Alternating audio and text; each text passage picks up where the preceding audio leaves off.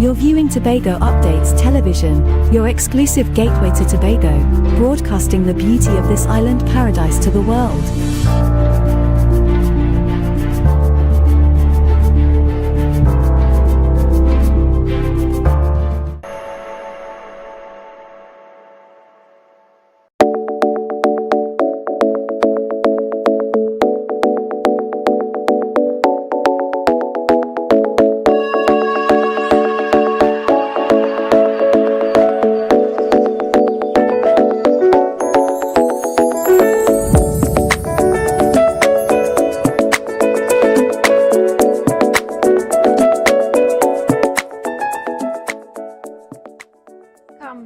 Welcome back, all our viewers across Trinidad and Tobago and the wider Caribbean. Welcome to episode 5, season 2 of Book Club Corner. And we're back. I feel like we should have confetti, we should have, a band. I'm so excited to be back to be able to share with you the authors that shape the literature scene of Trinidad and Tobago and the wider Caribbean. Thank you for still rocking with us, for being here. And if you know anyone who would be interested in talking about books, hearing about books, one, you can have them call or message me, bookclubcornertt@gmail.com, or they can call me at 1-868-760-8790. That's Book Club Corner. Whether they want to be an author to come share their work, or whether they want to sponsor something, let me know, right? So today is World Environment Day, and we have an amazing author lined up for you today. We have Alyssa Gomez. Welcome, Alyssa. Thank you, Jewel, for having me. I feel very excited sitting in this chair, in this Oprah style. Oh my gosh, I love that. Oprah is so special. So, we're so happy to have you, first author, back in a while, right? We're back to Book Club Corner in a while, and you're the first author who is taking this seat. So this is a special moment for me. Thank you for being here with us. Thank you for inviting me, because I knew I was coming over to Tobago, and you extended the offer, and I said yes, most definitely. Yeah, and coincidentally, guys, this is World Environment Day, and Alyssa is not just a published author, but she is the former education officer at the EMA. So you're going to be giving us some real tea about in World Environment Day, about your books, which have an environment spin-off, talking from an animal point of view for children. Yes. And we love that. So many themes to discuss in that book. Children's books are not just for children, eh? Agreed. They have plenty themes for big people too. So if you are a reader and you're saying, oh, that's for children. No, this book is for everybody. So Alyssa, tell us, from your point of view as a former education officer with the Environmental Management Authority, today, World Environment Day, what does that and what should it mean to us as a community, a Caribbean community, in terms of not just celebrating one day, but making the environment an important theme in our lives? Well, the 5th of June is an important reminder for all of us of the importance of the environment. So it's good to have that day, and it is special locally. I know that the EMA is celebrating today. It is their anniversary, and they have activities taking place in Tobago today. So we are glad to celebrate with them, yes. But we also recognize that this is for everybody, that the environment belongs to all of us, and we all have our role to play. So I am glad that I am able, through my books, to continue spreading a message about the environment and the importance of wildlife, of our animals, taking care of our animals. But of course, that is just one part of the environmental message and the role that we can all play. Because I think from children to adults, there's something that we probably can do better, and that we recognize that we already do. So I think about my niece, for example, and she can sometimes litter. So it starts with something as simple as that. If we can just get the young ones to remember that they can all play a role in terms of managing and protecting our environment. What you said is so key. It starts from something as simple as not littering. That's where you can start. If you're asking yourself, you're home and how can I participate, in this climate change conversation? Don't litter. That would be a good start, right? And I remember, well, from childhood, Chase Charlie away. I don't know if you all remember. Yes, right? he's actually back now. Swimcall uses him still. Your Charlie is still out there. Don't let Charlie come for you all. Make sure you pick up litter when you see it. After lunch every day at primary school, they used to make us sing that song, Chase Charlie, and pick up all the litter, right? They used to make us clean up the school. They had makeshift janitors. That was us. But for World Environmental Day, we're so happy that we're able to chat with you, an author who has 3 children's books that have an environmental spin on things. But before we get into that, you know how we do it on Book Club Corner. We love to have a little drink. And today, we are going to be sipping on cane juice. If you never had it, let me tell you, you need to get some of this cane juice in your life, right? There's no 5 S's of cane juice. Like we do with wine, right? There's just the drinking of the cane juice. And let me tell you, I had a little sip, right? Because I was so anxious. It's sweet. Alyssa, oh my God, have you ever had cane juice before? My son loves it. He has it every Saturday. Oh my God, I've never had it. So here we go, guys.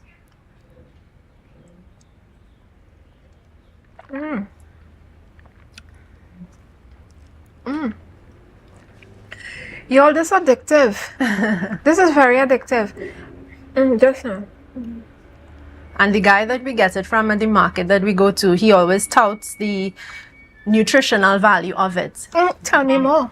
Well, I couldn't say it the way he does, but it's not just drinking sugar, right? Yes. Like if you're having sugar in a juice and so on, it's not necessarily processed. It's just squeezed straight from the sugar cane. Yeah, So and you're this is getting- the sugar that your body can break down very, very easily, and this is Exactly. store Yeah. in your body as fats. So, well, I shouldn't even be asking you. We don't give out dietary advice, right? So I don't know if the diabetics could drink this. But listen, yeah, this is very refreshing. We'll have some more cane juice a little later. But we're going to go to a break quickly. And when we come back from the break, we are going to be chatting with Alyssa about her authorship journey.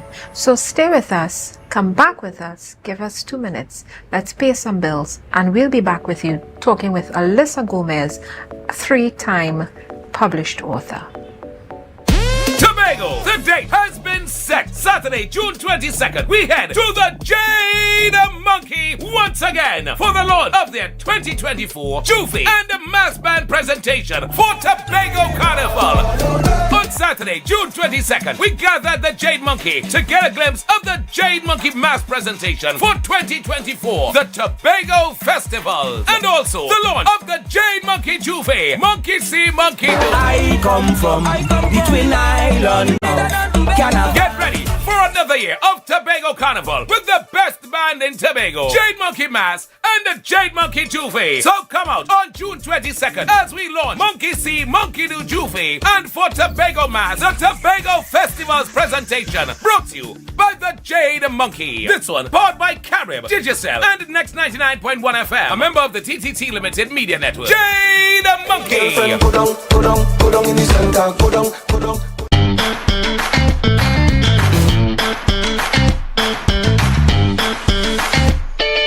Need a fresh start? Upgrade your life with the things you want. At Standard Distributors in Canaan, life is good with zero. Get that amazing fridge, the stylish sofa with zero down and easy financing. Your dream house is within reach. Visit Standard Distributors today. Life is good with zero.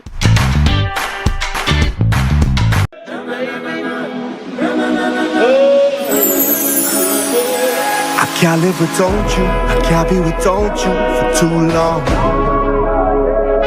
Cause when I'm around you, I feel like the heavens is coming down.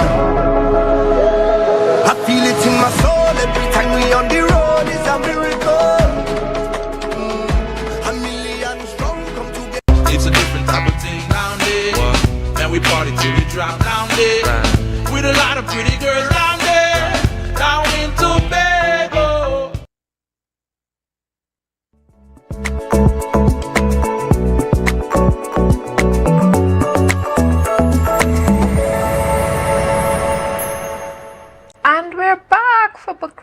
Corner every Wednesday right here on Tobago Updates. And today we're chatting with Alyssa Gomez. Today is World Environment Day, and she's a 3-time children's author. Alyssa, this book cover, I am in love. One Night by Moonlight. That book cover that you have for One Night by Moonlight. Could we see that book cover, guys? Could you put up that book cover for me?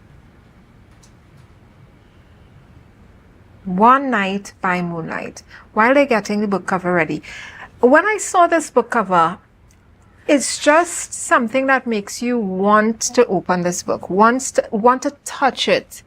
I know that we do digital ebooks, you know, ebooks are all the craze now, but this cover, and we do have the cover. Could you all put up the cover, One Night by Moonlight? Thanks, guys. Right? This cover is so amazing. You have to tell us, who did this illustration for you? It was my illustrator, Saira Riaz. She would have helped me recreate this book because it wasn't the first set of illustrations that I had done for this book. Right. I had actually hired someone before, and it was coming along, but at the same time, when I saw the final drawings, and I actually had to pull the story from him to get it done because it was taking really long. And then I would have hired her through an online channel, Upwork.com, where you can get a lot of creative talent. So she would have seen the work and she's like, yes, I could put it into a book for you, put the illustrations together. And she's like, how you feel about these illustrations? And I said, I think they're okay. And she gave it a low score. And I had to look at it critically and agree with her at the end of the day that it was not right for the age group that I intended it for, because it's for young children. And it was a little scary. And when I think back, I had hired my original illustrator based on some work he would have done before. But it was for an older age group. It was more like a graphic novel, a comic sort of thing, but it didn't work for that age group. So What age group is this we're talking about? It was for 0 to 6 years old is what I would say. Okay, yeah. This is so pretty. And, well, you all know, I don't just talk that I love books, right? I really do love books. So when I saw it, I said, I have to touch, where can I get this book? The cover, it looks smooth. It looks like you want to touch it, you want to run it, and I love that, you know, children, I love kids, right? But I know children, their hands are always dirty, right? And you could just take something and wipe the cover of this book if anything was to get on it, and that's what I love about this. What are the two animals on the front? So what is this animal? That is the Tyra, which is the wild dog of the forest, and the other is the ocelot. So we have a wild dog in our Trinidad and Tobago forest? Yes. When you say wild dog, you ain't talking about nobody potong get away. No, not a potong. This is an actual creature that has a scientific name, that is not the common dog that is found. It's the wild dog. It's found in the forest.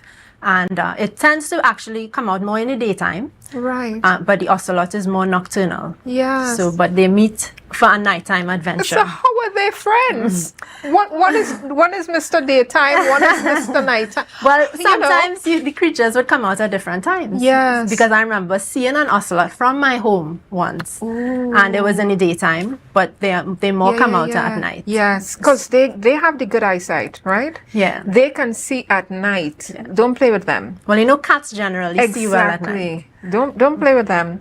Listen, guys, this book is so beautiful. Tell me why you decided to become, what was your impetus to become a published author?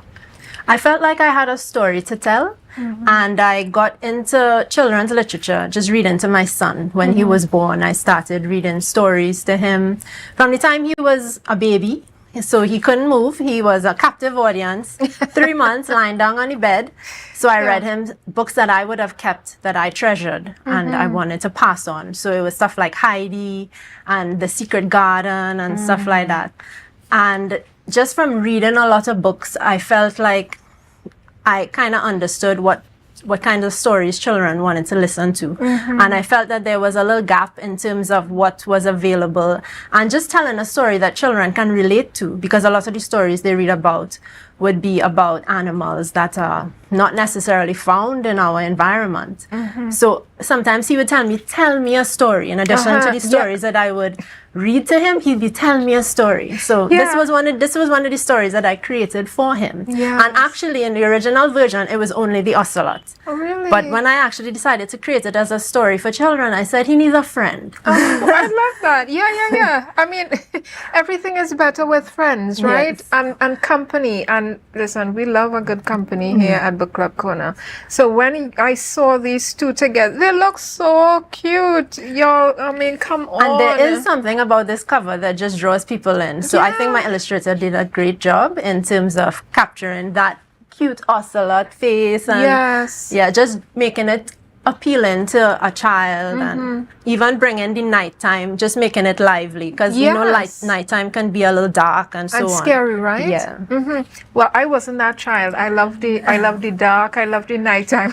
The scary thing. And I used to do my mother the same thing. Mommy, oh God, tell us a story, because we'd never get children's story that was scary enough for me. Right? I used to love the Ladja Bless and Papa Bo and the scary stuff and you know, the Dwen and stuff. I wanted the darks, and nobody writes dark stuff for children. No. So she'd tell me about, you know, the Ladja Bless, and there was a story about Tijan and how he ate something. Yeah, we won't get into that, but that was a good one, Miss Princess Green. And you know, I love that one.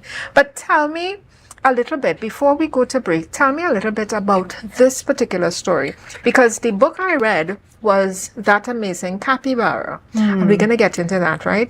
But this story, for me, it was a story of friendship, right? A story about friendship, and an unusual friendship. Somebody who is nocturnal, and somebody who comes out a day. So you had these two friends who were not, shouldn't really be friends. I mean, a wild dog and a cat, you said, eh? Wild Dog and the Wild Cat of the Forest. Yeah. And it was really intended as a bedtime story. Yeah. So my stories are all intended for parents to sit down with their children and read it to them. So the language is kind of a mix of, might have some bigger words inside there, and is really for the child and the parent to sit together and bond. Because I do that every night with my son. I love that.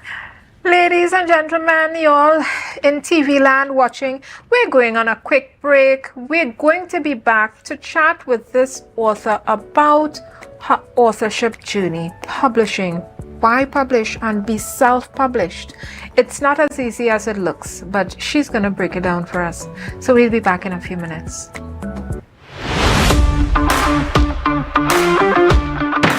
Hey, assemblers!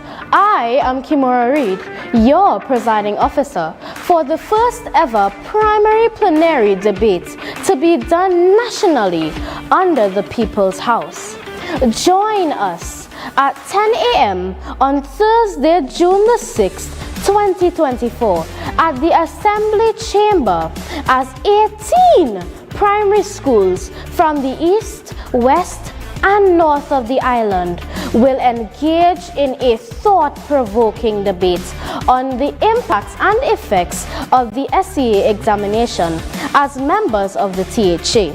My name is Lester Paul, and the reason why they should keep the SEA exam is because it's a standardized test, and the three most important things you need to know is maths, language arts, and creative writing. My name is Dando George, and I believe that they should ban SEA because of the physical and mental stress that it gives to the students. Come to the public gallery or tune in live to our Facebook and YouTube links. We've got it locked, loaded, and ready to go. Thursday, June the 6th at 10 a.m.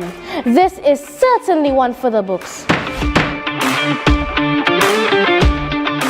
Deltec Distributors Weekend Special. Wings Friday, 3 pounds wings, 2.5 kilogram fries. Special 100 TT. Soup Saturday, 2 pounds cube beef, 2 pounds cow heel, 2 pounds chicken foot, 2 pounds pigtail, or smoked bone. Special $150. Super Sunday, 3 pounds leg and thigh chicken, 3 pounds sliced pork, 3 pounds lamb slice, 3 pounds cheese, 2 pack of pasta. Special $250. Located Main Road, Argyle, Tobago. We deliver 20 TT. Contact us on deltecdistributors.com 395-5040 or 237-0102. Deltec Distributors Weekend Special.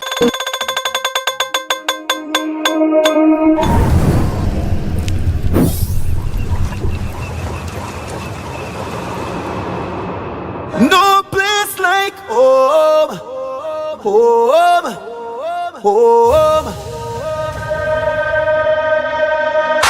Oh, I love Tobago, baby.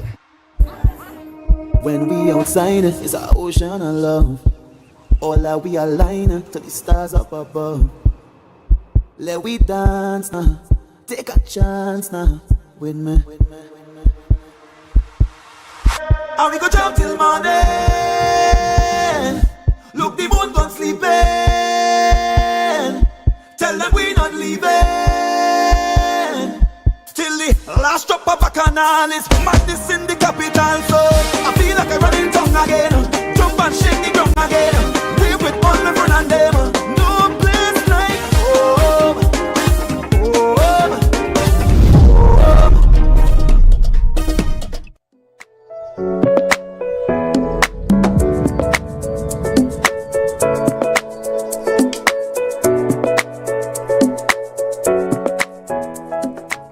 Welcome back, bibliophiles out there. We are talking to Alyssa Gomez, 3-time children's book author, and we're talking to her right now about publishing. Alyssa, talk to us about your publishing and your authorship journey. That first step into becoming a published author. You know, you wrote your story, you got it edited, you got the cover done, and now it was time to press publish. What did that look like for you? Well, I think that there are so many avenues available now where it makes it easier for people to do this themselves. Because I couldn't find a publisher locally. I would have tested the market a little bit, and there didn't really seem to be resources available for someone who had a children's book, a picture book, to publish traditionally. And I actually went to Amazon. Right. So Amazon.com supports authors in the sense that you can upload your book and you can also print it. So I had the book printed, and I must also say that I got some support from Metropolitan Book Suppliers. I would have visited them in terms of, you know, how can I get my book out there, and he would have said that, well, you know, Christmas is coming up. At that point in time, you want to at least have some copies, and you can print, because I was thinking I would have printed, I would have gone to a local printer and printed maybe 1,000. And he's like, but you're going to end up with a lot of books. You'll end up with boxes of books, and how long will they take to sell, that sort of thing. So maybe you could print a smaller amount off of Amazon. So I went that route. I uploaded my book and so on, and I've been using that ever since. Just because at the end of the day, it is the option that works for me. Is affordable as far as these things go. I can print small quantities. If I were able to print a large quantity, that 1,000 copies, then it would make sense to do it locally, because the price point would be cheaper than printing off of Amazon. But right now, for me, printing small quantities, even though Amazon increased its printing cost recently, it still works out cheaper for me to print off of Amazon. And then there's also the quality of the print, because it's a small book. It's about, that one is 24 pages. My other books are 32 pages. So locally, you can only print and publish that with the staple bind. Yes.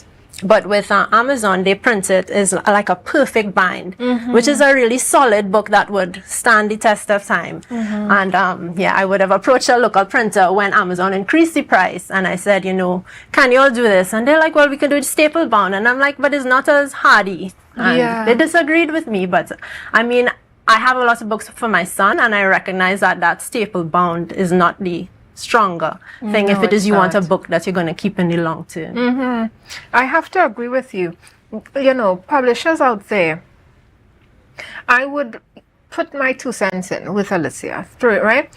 Could we get the option to be able to publish a book that is not voluminous? It's a small book, right? We can see small, lightweight, easy to carry, right? For a child to pick up and walk with it. So it's not, you know, it's not like those Aesop Fables hardcover. You remember those from a long time? A big book and your parents had to go and get it because they're so small you can't really hold it. This is a really cute light book that a child can pick up.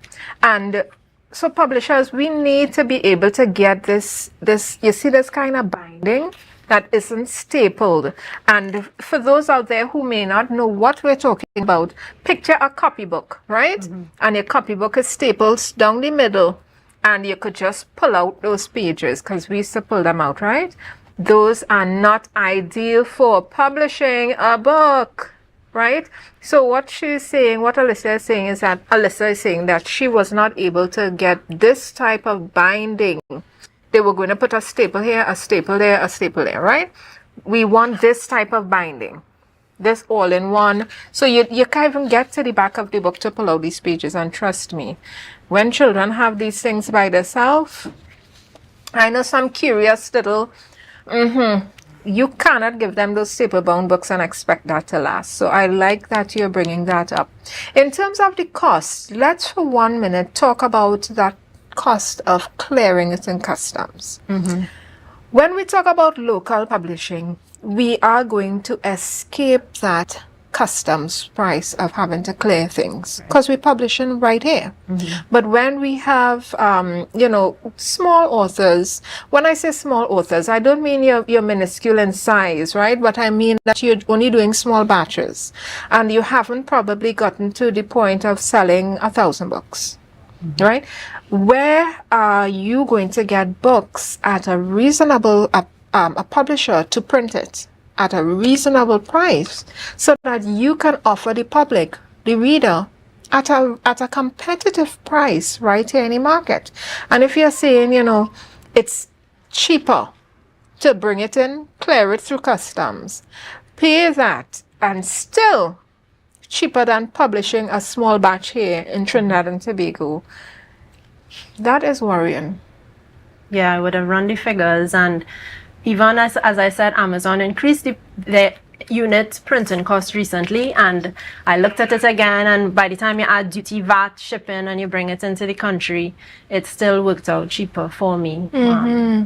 At this point in time. No, we need to have a conversation with the powers that be about removing that customs price altogether, right? I know it was supposed to give the local market an advantage. It hasn't, okay? Just the authorities out there, it hasn't done what you all thought it was going to do. Yes, you're collecting a revenue, but it isn't making the publishing process cheaper. Not for authors. So keep it in mind when you're doing your budgets, you know, Minister of Finance, Secretary of Finance, just keep in mind that authors have to pay a customs duties to get their books inside the country, right? I want to ask you, in terms of your marketing process, right? When did you start your marketing process, and what avenues did you use? What channels did you use? You know, did you stand on the street corner with a sign, you know, books for sale, books for sale? You know, I'm kidding. But what did you do in terms of getting your book to the reader, in the hands of readers?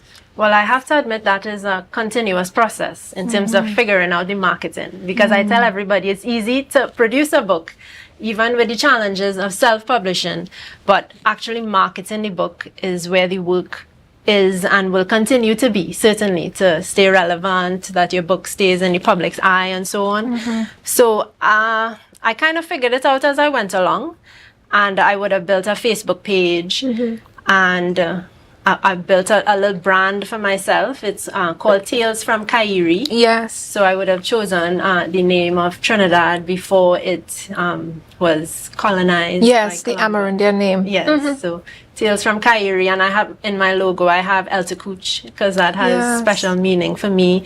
Because my stories, my first two books, One Night by Moonlight and Seba Swept Away, are set on the north coast of Trinidad. So I wanted to capture that in my logo. So Facebook is the main way that I reach the wider public, and it being on Amazon, I would have first appealed definitely to family, both locally and abroad. And my book would have first been available on Amazon, so that would have been what I would have said initially before I printed that is available on Amazon. And then by the time it was available in local stores, just kind of pushing the social media a little bit more.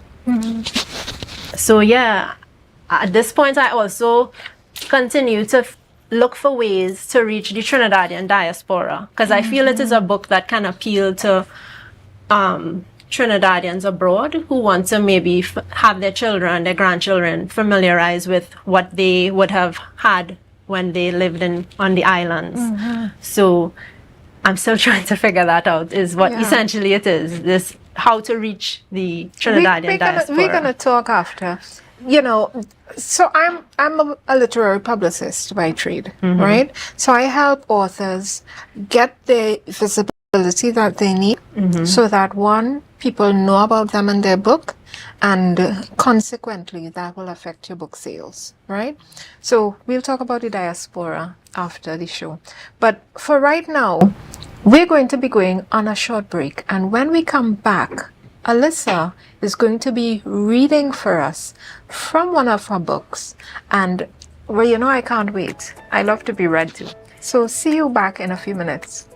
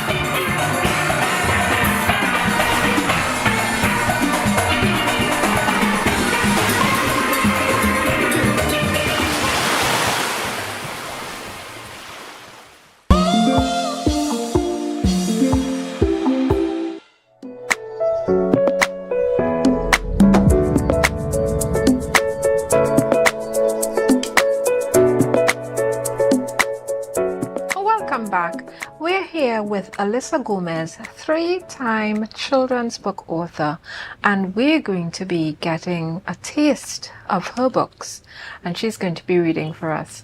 I'm so excited. This is my favorite time of Book Club Corner, right? I don't know if you could tell.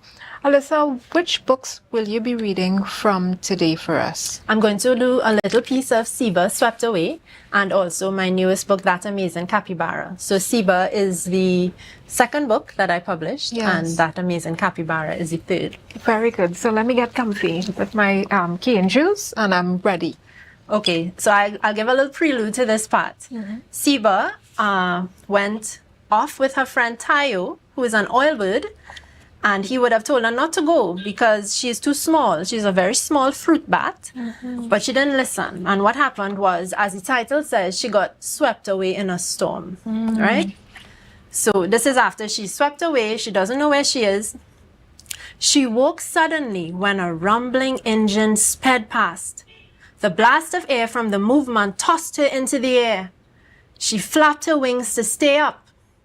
As she opened her eyes, she was blinded. Dazzled and disoriented, Siba flew up in alarm and hit her head on something hard. She kept flying despite the pain and made for a spot of darkness. A rustling sound to the right caught her attention. She heard snuffling. The manicure froze when she turned towards it. Siba didn't wait to see what it would do next. She flew on through the night. She stopped to get her bearings within the forest, but found nothing familiar. Not the scents, not the trees, not the sounds. There was no trace of salt in the air. Brock, Brock. Siba jumped, but didn't fly off. Where is the sea? She asked the tree frog. It blinked. I've never seen it. She felt despair. I need to get back home. Please help me. The owl will know. Look for the tallest tree and approach with caution. The owl? It was worth a try, but dawn was approaching. She would have to seek his help the following night. Siba settled under a broadleaf and slept fitfully until she was awakened by whispering. Looking up, she saw 3 small bats arguing under a leaf. Quit pushing! Give me some space! One spotted Siba and nudged the other 2. They peered at her. Hello, never seen you before, one ventured. Can you help me find the sea? Siba asked. The sea? They giggled. Sorry, never seen it. Is it nice? Wonderful. Siba was close to tears. She closed her eyes to block out their quarreling. I'm feeling so emotional for Siba. So Siba is lost. Yeah, and we don't know if she'll be able to find her way back home. You have to get to the end of this book to figure it out, Yes. right? And this is one of the, this is not one of those tales your mothers and fathers have told you, right? Your friends just carry you, but don't bring you back. Siba's friend told her not to go. Siba was too hardened. So Siba had a good friend, right? This is not, a friend carrier. This friend gave her good advice and Siba was not interested. And Siba got swept away. Yeah, I want to read the rest of that. So tell us about this one now. So this one is That Amazing Capybara. And this story actually starts in South America. There's a little map at the beginning of the book that shows Trinidad situated around South America. Because what happens is that we start in South America, where the capybara actually comes from, and then make our way to Trinidad. So what happened was the capybara was quite notorious in South America, and then he got swept out during a flood. So what has happened now is he fell into the river and is in full speed. He watched the river banks as they sped by. Then there were no river banks, no trees, just water in every direction. You see, the capybara lives in South America. This infamous little creature was being swept out of South America and into the Atlantic Ocean.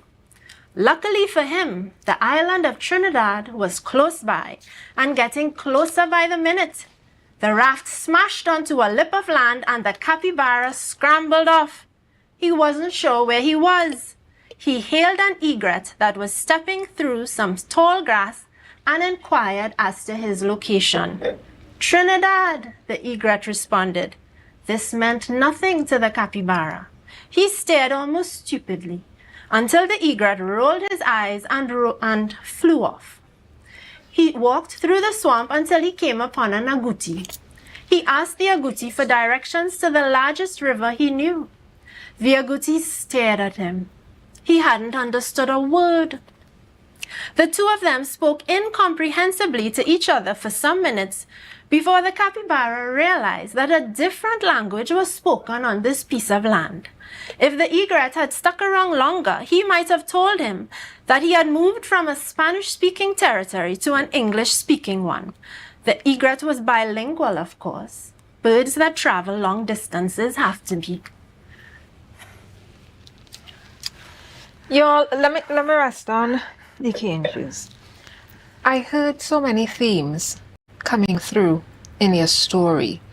I'm getting a theme of migration. He migrated unwillingly, unwittingly, right, from South America to Trinidad. And we know that story very well these days. Did our regional current affairs, did that have any bearing on the story that you wrote? Or are you a prophet in the making? No. Yeah, it would have been a reflection of what is happening locally. And just a reminder that the people who come here might not necessarily want to be here. And it's just reminding us that we have to find a way to kind of coexist, and that there are differences in languages, and it can be quite an interesting process. And I'm glad that there's a children's storybook, because at the end of the day, you can do what you want with the story. You can discuss it with your child, or you can just take it at surface level. But yes, I really love that story of migration, that for children to discuss moving, because even as a child, you may have the opportunity. You may not feel it's an opportunity, right, to move from one area to the next. You may be going from one language to another. You may be going from one territory to another. And your story talks about how the capybara was able to adapt and bring his family here, right? Yeah. So he ended up having a whole capybara family and network, right? Which, as Caribbean people, we know how that is. When we move and go abroad, we call up everybody. So when you come in, right, because we want the whole family, we had to bring the seasoning, the juice, the everything, the curry, everything. And we moving like that, right? So I felt that capybara story so strongly. And you all have to buy that book to find out what happens to that capybara. Does he return to South America? Or does he, as I said, stay here and bring his whole kit and caboodle and his whole community to Trinidad and live here? And he seems to be a very smart, looking at him there, he doesn't have pretty colors. He isn't the biggest animal in the forest, but he is very, very adaptable. And he has some physical traits that help him get away from prey. You need to get this book, guys, for your children, for yourself. Find out World Environment Day, what these animals of Trinidad and Tobago, how they operate, what they like to eat, whether nocturnal, whether they're in the daytime, how they look. We need to find out. So we need to get these books. Before we go to break, tell us, where can we get your books? They are available right now in a few stores. The two older books, One Night by Moonlight and Seba Swept Away, are more widely available in the sense that they can be found at Metropolitan Book Suppliers, at Paper-Based Bookshop, and at Excellent Stores, which has a few locations in Trinidad. I am still working on distribution in Tobago, and I am also in a couple of small stores, kind of specialist stores. There's a little, they call themselves a whimsical store, Junkalage, and also in Caboodle, which is another little shop. And most of these places are in Port of Spain. So this is where I was able to get my book placed and so on. So mostly in Port of Spain, and then with excellent stores, I was able to go a little more widely in Trinidad. Yeah. Well, I'm from East Trinidad, right? So I know a few people in the East, and we're going to talk because we started this conversation before, right? And we're going to get into Tobago as well, because I like when authors come here, I want to be able to say, go across by Nelson's or go by Mansa, go by Pages and get your book. We want to be able to get our books locally right here in Tobago, right? So you can go up quickly right after the show and grab 2-3 copies and make sure all your friends and your family get, right? But what we want to just before the break, are you on Digital Canopy? Was it you? Because I was doing research and you're not there yet. You need to be on Digital Canopy. Digital Canopy, and I put in a plug for them all the time, not because I'm working for Digital Canopy, but because I think they are a really valuable platform for authors. It's an ebook platform, and you're definitely going to get some good value. It's kind of like an Amazon, but locally. And you get paid local to your bank account, right? So there's no issue with PayPal or how we're going to get a check or whatever. But anyway, we're going to a quick break. And when we come back, we are going to be heading to the green room, where we will be answering your hot and burning questions about the publishing industry, about becoming an author, and about book marketing. Come back in a few minutes with us here.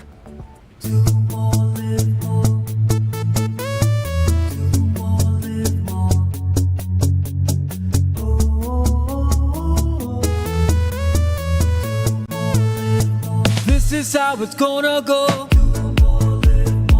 They better look up below, 'cause this is your show, and everybody's gonna know. Say it to them once again. They better look up below. This is your show, and everybody's gonna know. That's how it's gonna go. They better look up below, 'cause this is your show.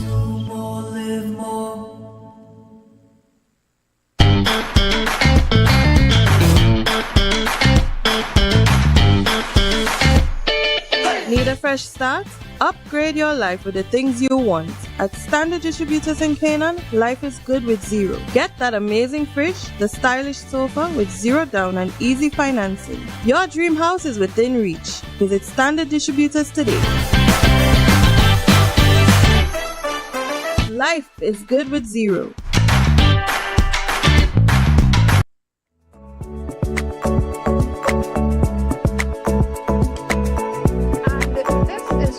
We will be addressing your questions about marketing, books, publication, all of the good stuff. And we had a question into the green room, and the question was, when should I, as an author, start marketing my book? All right? And as a book marketer, I can tell you, you can never start marketing yourself or your book early enough. You should start from the moment you decide to write the book and from the moment you start to write. A lot of authors think that somebody's going to steal my work, so I should go underground. I should keep quiet. I shouldn't tell anybody. I have to hide, right? Because somebody's going to steal my idea. So they don't say anything. And by the time they finish writing, they're so tired and worn out from the process, they can't even talk properly. Right? It's really an intensive process. So I say, if you're going to really chart your way as as your own book marketer, as your own PR company, so to speak, start halfway through the process of writing to put together a map of how you're going to do this thing. Put aside as well, think about putting aside money as well for your marketing process. So your book marketing process can cost you nothing if you do all the work yourself, and it's quite a bit. It can cost you up to from $500 to $2,000, and that's on the low end.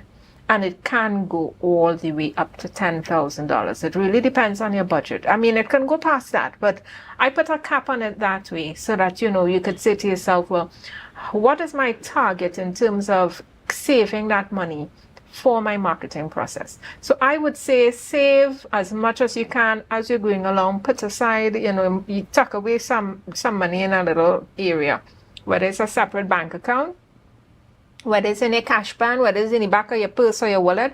I don't know where you like to save your money, but start putting aside some money for that marketing process. So if you know you're 50% finished with your manuscript, you start that writing down. Okay, I'm going to join a book club. I'm going to join a library. Many of us do not have library cards. Get one immediately. I'm going to, do writing and workshops and speaking events. I'm going to get my book in the bookstores. List the bookstores you want your book in, because that's also important, a good fit for your book and the bookstore, right? If you're a writer and a publisher or an author far in the east, you're all the way in Togo, right, Sans Souci, you really want to look at places east, so that it's accessible for you to be going back and forth to check on your books. Because as I keep saying, a bookstore is not a bookshelf, right? You do not put your book in a bookstore and disappear, reappear 5 months later to ask them, so all you sell any of my books? Please don't do that. You have to do some marketing yourself, and while the bookstore is taking your books, you come on platforms like these, you go and you speak at podcasts, you do videos, you talk about your book, you share your book, you call the libraries, find out how many copies Nalis wants, and I'll give you a hint. Don't give away all your books to Nalis. Give some free and ask them to pay for some. So if you give them, you have 100 books because you write nonstop, right? Give them one copy free and say, Nalis, would you like to take some more copies? Nalis has about 30 or more libraries across Trinidad and Tobago. I bet you all don't even know. From prison libraries to mobile libraries, there are so many libraries across Trinidad and Tobago. Community libraries, the major public libraries, you can't even keep up. So find out from Nalis how many copies of your book they'd like to take. I'm giving 1 or 2 copies, right?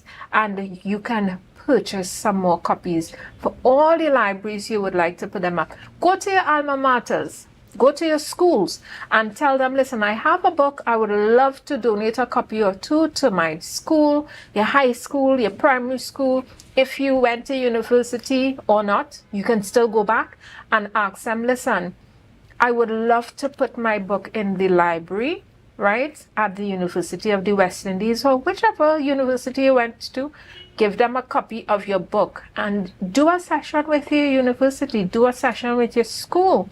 Go on Career Day and talk about being a published author and about your book. And I know a lot of persons are introverted and may be wondering, I don't think I'm able, This thing, marketing my book, telling everybody, my face all over the place. I don't know if I could do that. Start by doing flyers, stationery, standalone flyers, and you can start using those. Get yourself comfortable. Perhaps go on the radio where nobody is seeing you, right? Or you can get a feature in a newspaper. Think about all these things. I'm giving you hints. So that is how you're looking to market your book. And when should you start? As early as when you start that first, once upon a time. Obviously, you're not going to start like that for every story, but this is just an example. From the time you start that first chapter, start putting together a plan, a strategy, something that fits and suits your personality about how you can market your book. And I want to get some feedback from you, Alicia, in terms of your process.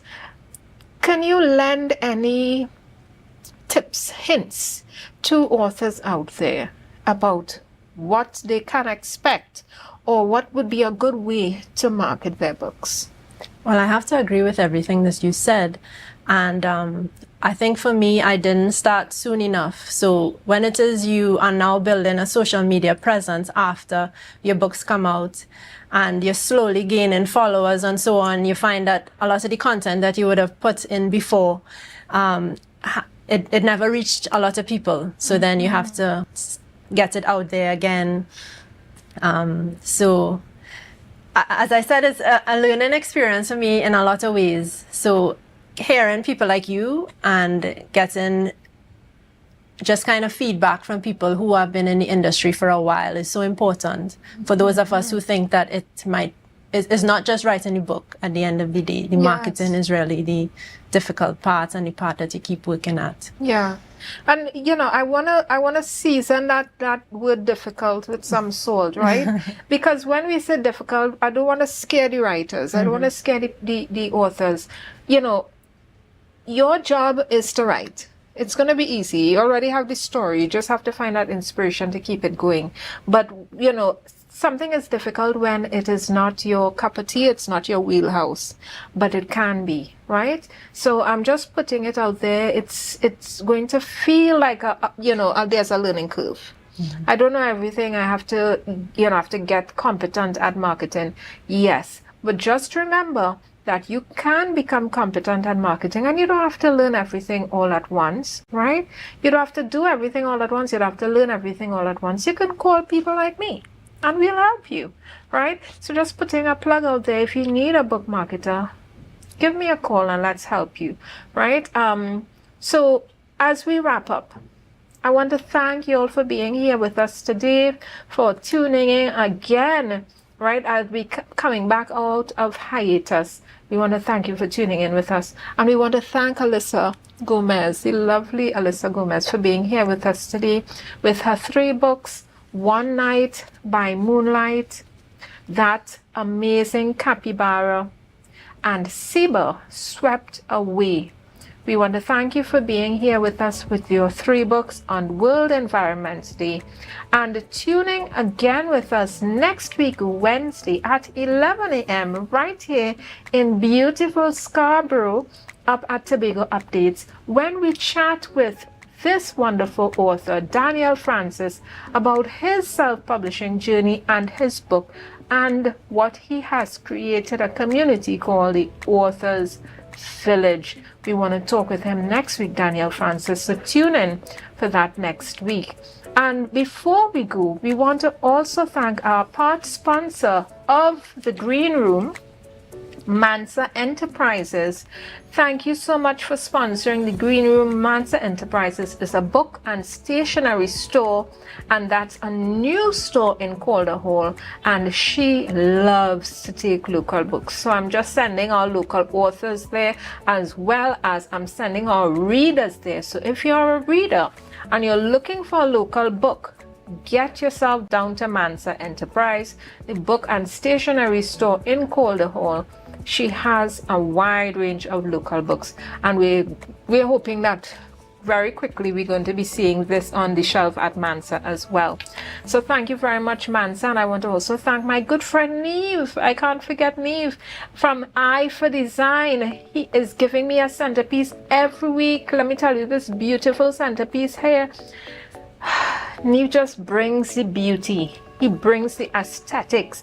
He does weddings, events. So if you need to get an event decorated, beautiful flowers, real floral arrangements, Neve does it all at Eye for Design. Thank you, Neve, for this beautiful centerpiece and for beautifying our book space. And as we wrap up, thank you guys for tuning in. Please don't stop reading. Today a reader, tomorrow a leader. And we look forward to seeing you next week with us. Find us on Facebook, Instagram, and on Twitter, as well as the Tobago Updates platforms, and on our YouTube channel, Book Club Corner TT, for all the episodes, season 1 and season 2 of Book Club Corner. And we'll see you next week.